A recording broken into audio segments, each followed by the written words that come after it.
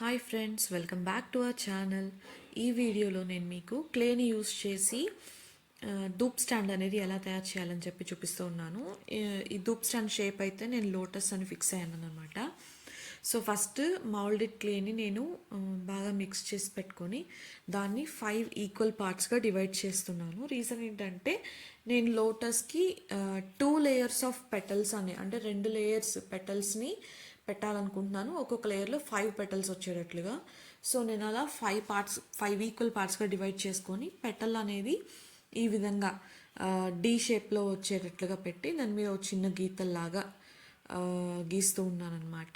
దాన్ని ఇలా బ్యాంగిల్కి ఒక కవర్ అనేది చుట్టుకొని దాని మీద ఈ షేప్ అనేదాన్ని నేను క్రియేట్ చేసుకుంటూ ఉన్నాను.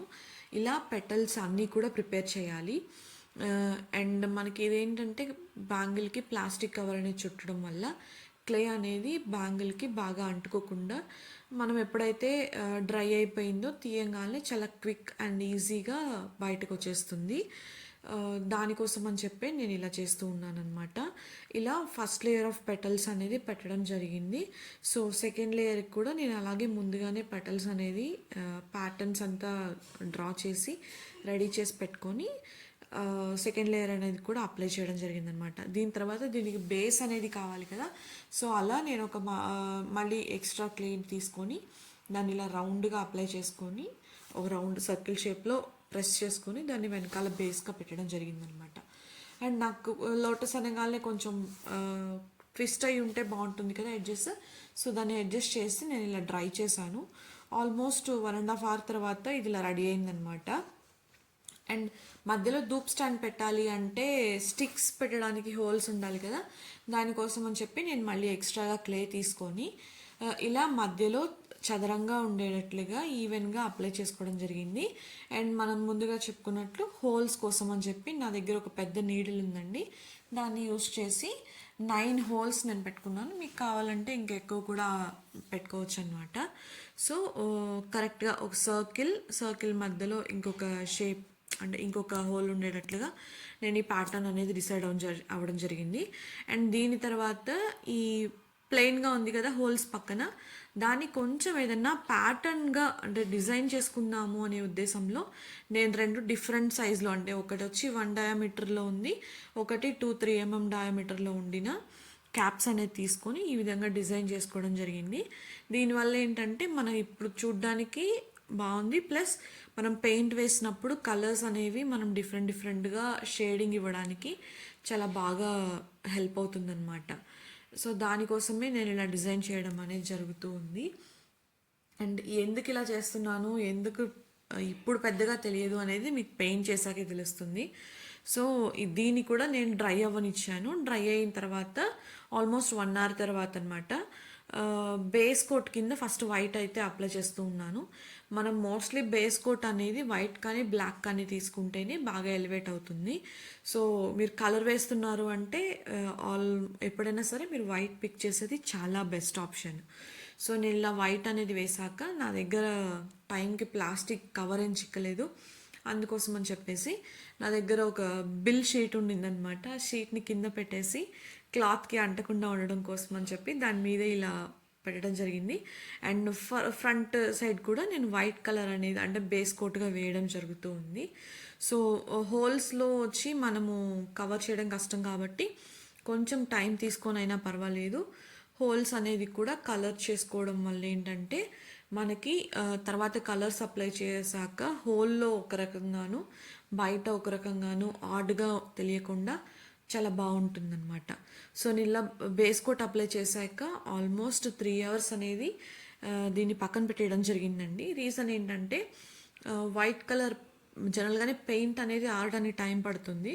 సో దానికోసం అని చెప్పేసి 3 hours అనేది నేను టైం ఇవ్వడం జరిగింది.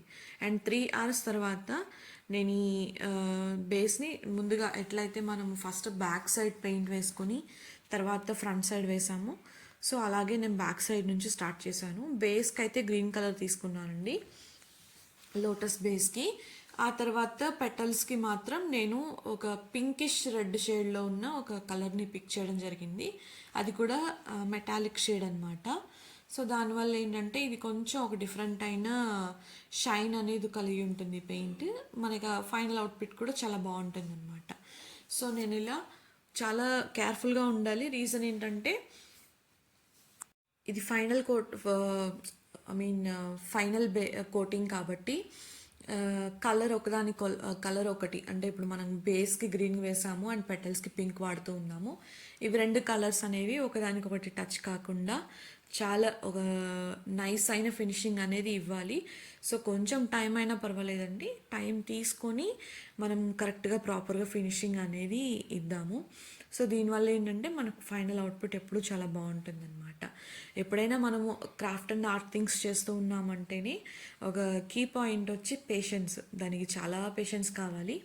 సో దానికోసం అని చెప్పి ఇలా నేనైతే బ్యాక్లో ఫుల్గా అంటే మొత్తం 10 పెటల్స్ ఉన్నాయి కదా, 10 పెటల్స్కి కలర్ వేయడం జరిగిందనమాట. సో నేను దీన్ని ఇలాగే ఒక 1 hour పాటు వదిలేసాక అది డ్రై అయింది. అండ్ డ్రై అయిన తర్వాత నేను ఫ్రంట్ సైడ్కి తిప్పి ఫ్రంట్ సైడ్ కూడా నేను కలర్ వేయడం జరిగిందనమాట. సో నేను ఫ్రంట్ కలర్ వేస్తూ ఉన్నప్పుడు ఏంటంటే యాక్చువల్లీ మీరు చూసినట్లయితే మిడిల్లో ఉన్న ధూప్ స్టిక్స్ పెట్టే, అంటే కడ్డీలు పెట్టే బేస్కి ఒక రౌండ్ షేప్కి చుట్టూ ఉన్న పెటల్స్కి మధ్యలో చాలా గ్యాప్ అనేది మీరు అబ్జర్వ్ చేయొచ్చు. సో ఆ గ్యాప్లో పెయింట్ వేయడం అనేది ఆబ్వియస్గా టైం అవుతుంది. సో నేను టైం తీసుకొని వేయడం జరిగిందండి.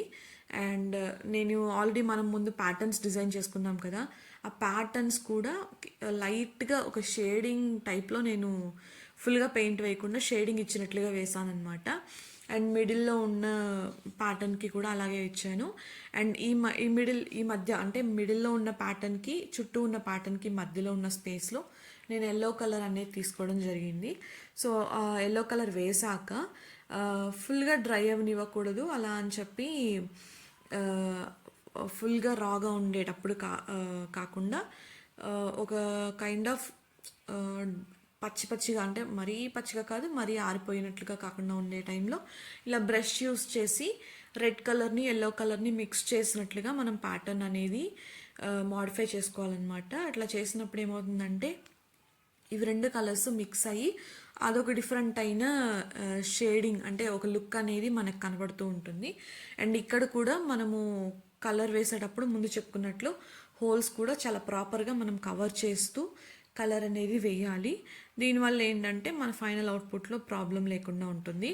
అండ్ ఇక్కడ హోల్స్ అనేది నేను కొంచెం ఎలివేట్ అవ్వాలి అనే ఉద్దేశంలో కాంట్రాస్ట్ కలర్, అంటే ఎల్లో కలర్కి కాంట్రాస్ట్ ఇక్కడ మనం తీసుకున్న రెడ్ కలర్ కాబట్టి దాన్ని యూస్ చేసి హోల్స్ వరకు నేను రెడ్ కలర్స్ అనేది ఫిల్ చేయడం జరిగింది. అండ్ దీన్ని ఇలాగే ఒక ఆల్మోస్ట్ 2 hours పాటు నేను వదిలేసాను అనమాట. దానివల్ల ఏంటంటే చాలా బాగా డ్రై అయ్యి ఫైనల్ అవుట్పుట్ అనేది చాలా బాగా వచ్చింది. చూసారు కదా, ఇలాంటి మరిన్ని వీడియోస్ కోసం మన ఛానల్ని సబ్స్క్రైబ్ చేయండి. Thank you so much for watching.